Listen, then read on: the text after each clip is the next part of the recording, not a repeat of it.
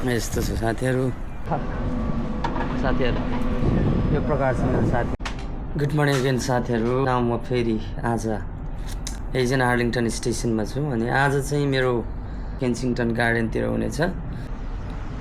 त्यहाँ वरिपरि घुम्ने ठाउँहरू पनि छ, म तपाईँहरूलाई त्यो कुराहरू देखाउने छु र मेरो यो तपाईँहरूले हेर्न सक्नुहुन्छ विभिन्न रिल्सहरू। अनि राइट नाउ म यहाँ ठ्याक्क एजेन आर्लिङटन स्टेसन ट्रेनको पर्खाइमा छु। ट्रेन 2 मिनटमा आउँदैछ। ट्रेन आउँछ पिसावर बाटो काट्दै। सो प्याडिङटन स्टेसनबाट बाहिर निस्केर प्याडिङटन स्टेसन थ्रु हुँदै द क्यानरफतिर सेन्ट्रल लन्डन जाने सधैँ जान्थ्यो, तर यहाँ फर्स्ट टाइम बाहिर निस्क्यो प्याडिङटन स्टेसनबाट। अनि यो ठाउँ मेरो लागि नयाँ छ। आज डाइनिङ रुममा चाहिँ बसेको खानाहरू साटोसाट गरिरहेको छु। It's very interesting.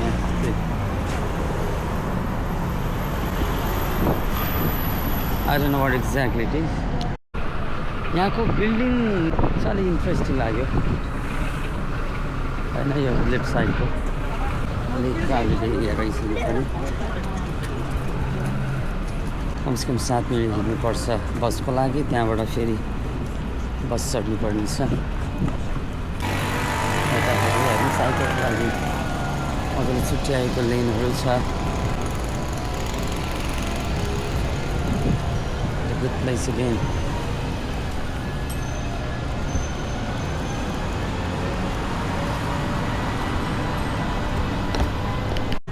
Old church here, my right side.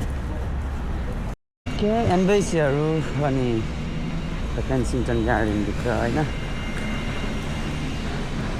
So passport रिन्युको लागि एप्लाई गरियो नेपाल एम्बेसीमा आएर। यो चाहिँ यहाँ साउथ केन्सिङटन गार्डनको वरिपरि छ, भित्र छ होइन। र साउथ केन्सिङटनमा एउटा हाइड पार्क छ, एकदमै ठुलो हाइड पार्क छ होइन। केन्सिङटन गार्डनहरू छ अनि भित्र चाहिँ पहिलाको भनौँ न प्यालेसहरू छ। तर त्यो कुराहरू यिनीहरूको सयौँ ठाउँमा छ, सयौँ पार्कहरू छ होइन। त्यो नयाँ कुरा भएन। तर तपाईँहरूलाई म यहाँ केही कुराहरू यो स्प्रिङ सिजनमा होइन मलाई मनपर्ने, यता केन्सिङटनमा आएपछि मनपर्ने केही पब छ होइन। मैले जुन पहिलो पनि फोटो खिचेँ अनि तपाईँले लन्डनको कन्टेन्ट क्रिएटरहरूको तपाईँले पोस्टहरू हेर्नुभयो भने हजारौँ पोस्टहरूमा हुन्छ त्यो फोटोहरू होइन अथवा भिडियोहरू। म तपाईँहरूलाई कस्तो रहेछ अवस्था एकचोटि त्यो देखाउन कोसिस गर्नेछु। So this is the church hill arm. एकदमै पुरानो पब होइन, एकदमै फेमस पब। तपाईँहरूलाई यो पबको चाहिँ फोटोहरू भिडियोहरू एकदमै छापछाप्ती पाउनुहुन्छ यो लन्डन कन्टेन्ट क्रिएटरहरूको चाहिँ पोस्टहरूमा होइन। यसको सिजन अहिले होइन रहेछ भन्ने चाहिँ यो होइन। अहिले त्यस्तो फुल फुलेको छैन। अर्को कुरा wisteria flower, it's unique flower लन्डनमा। मैले चाहिँ अहिले गुगलमै हेरेर आएँ होइन। यो समय चाहिँ एकदम पिक सिजन हो, फुल ब्लुम भएको सिजन हो विस्टेरियाको भन्ने कुरा आयो। राम्रो त देखिएन मैले है। म तपाईँहरूलाई देखाउँछु। यो चाहिँ wisteria, this is one of the the unique flower होइन। हामीले यहाँ लन्डनमा हेर्न सक्ने चाहिँ यो हो साथीहरू।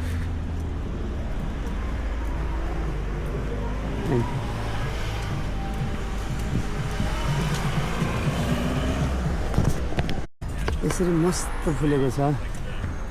अनि यो केन्सिङटन यो ठाउँमै हो होइन। यो तपाईँले विस्टेरिया देख्ने, अरू खासै धेरै ठाउँमा यति साह्रो युनिकली चाहिँ यसरी फुलेको चाहिँ देखिँदैन। मजाले फुलेको छ साथीहरू। यस्तो छ साथीहरू। सो अर्को कुरा चाहिँ मैले तपाईँहरूलाई देखाउन खोजेको त्यही चर्चिल आर्मको पब थियो होइन। त्यो पब अहिले खासै फुल फुलेको सिजन होइन रहेछ। अर्को विस्टेरिया यता पनि छ अगाडि हामी गयो भने।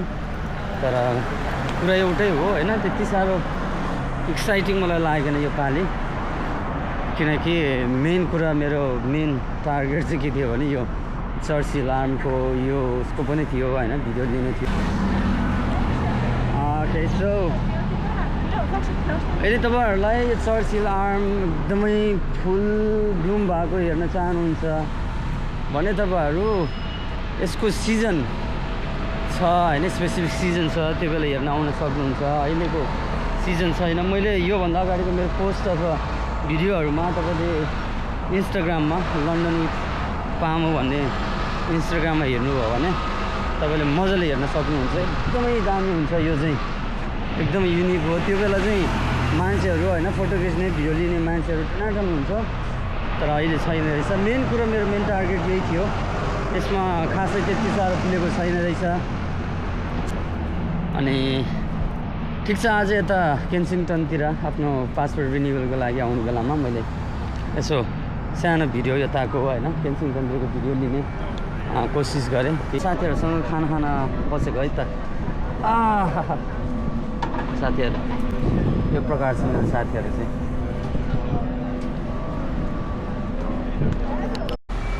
अनि सबैजनालाई त्यति भन्दै यो भिडियोमा चाहिँ भिडियो चाहिँ तपाईँले हेर्दै गर्नु होला होइन, सब्सक्राइब गर्नु होला। मेरो युट्युब च्यानल छ अनि तपाईँले सब्सक्राइब गर्नु सक्नुहुन्छ।